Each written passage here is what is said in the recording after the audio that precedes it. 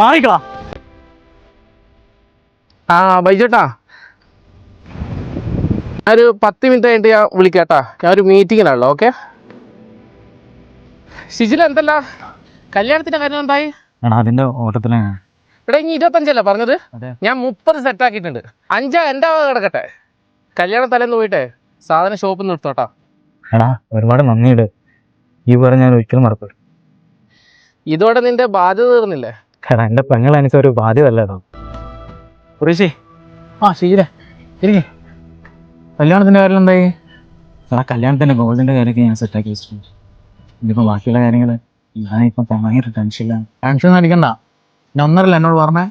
എടാ 1.5 പോരാ, എനിക്ക് 2 സെറ്റാക്കി. അതെത്തിയേ?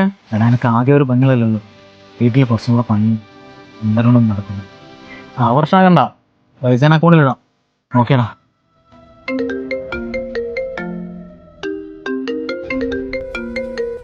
ഹലോ.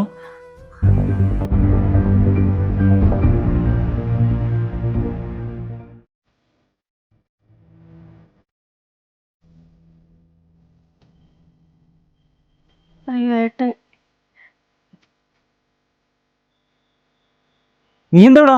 വാ നമുക്ക് പോവാം. മച്ചാനെ, മച്ചാന്റെ റോളെല്ലാം കഴിഞ്ഞ് ഇവനെ ഇവിടെ കെട്ടി. മാറിക്കളാ. മോളെ നമുക്ക് വീട് പോവാം. എവിടേക്കാ പ്രോ കൊണ്ടുപോന്നെ? മദ്യപിക്കാൻ ഇങ്ങാരാ?